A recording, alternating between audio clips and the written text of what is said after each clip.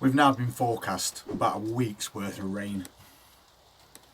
And it's not that rain that thrashes down along with bad winds. It's just a bit of steady rain. And to me, that's a perfect opportunity to get things that we've got in containers outside and let them get a nice steady watering from that rain.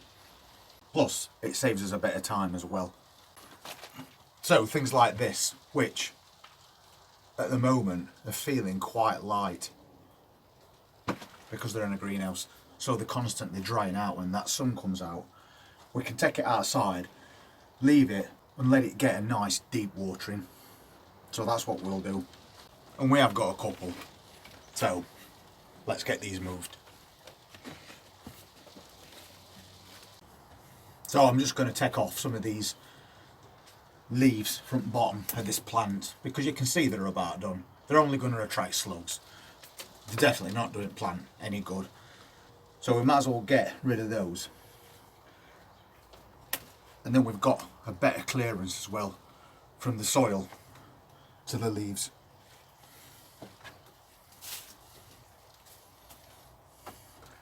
And that's 2 more containers that we're going to be popping outside.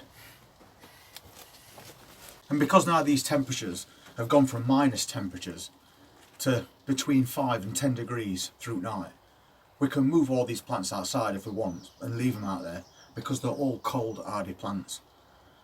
And we're setting up that container garden so we can pop them outside and let them get used to the outdoor conditions. And then if that weather does turn a little bit harsh at any point, we can just move them back in because they're in containers and they're very easy for us to move around.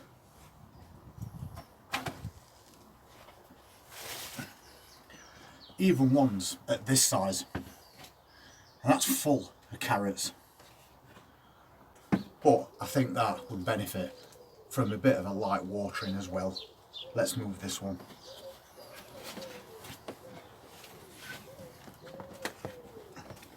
And I'm going to do the same with this parsnip pot and this other cauliflower. Apart from sorting out that container garden, we're also trying to keep on top of all this weeding. Because the warmer it gets, the faster weeds are going to grow. And they'll get out of control before you know it. So it's always best to do a little bit every few days and keep on top of those jobs. So we've just been going through this area at greenhouse. We can actually see those spring onions now for a change, because there were a lot of weeds that's accumulated over the last few weeks. And it'll give them cauliflowers a better chance at growing.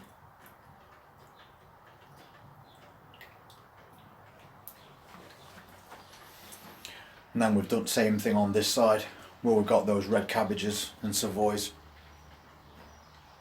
I've also been saving some seeds. We've got some really nice big bell peppers and I cut the centres out of those, and you can see there's loads and loads of seeds in there.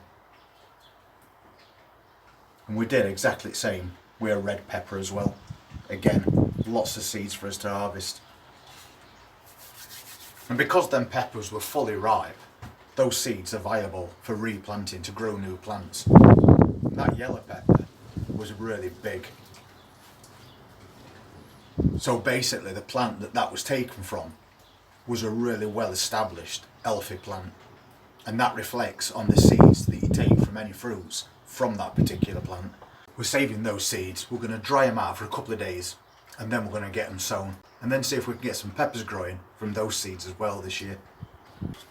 Just before I carry on, I better sort this pane of glass out.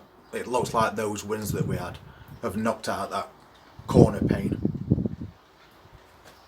Hopefully it's not broke. But we better get that replaced because it's just letting cold in.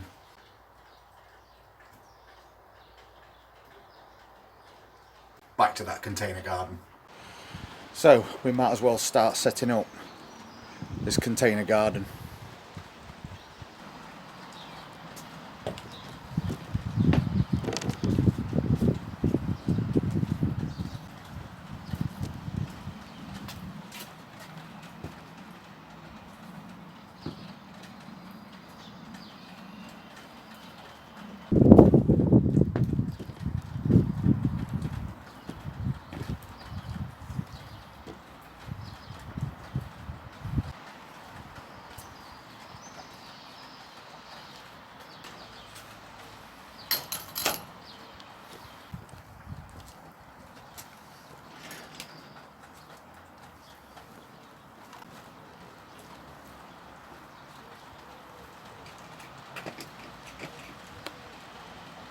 just found this old greenhouse rack and I've took the shelf off, and that carrot planter is going to fit perfectly on there, keeping it off ground, away from carrot root fly.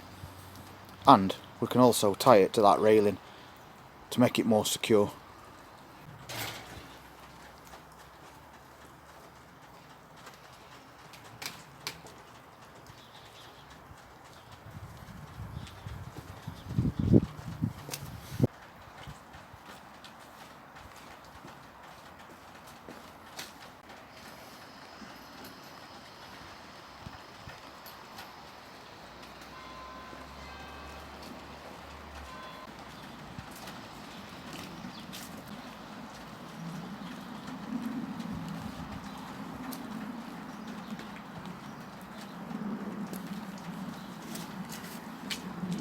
Well, we've made a start to that container garden now,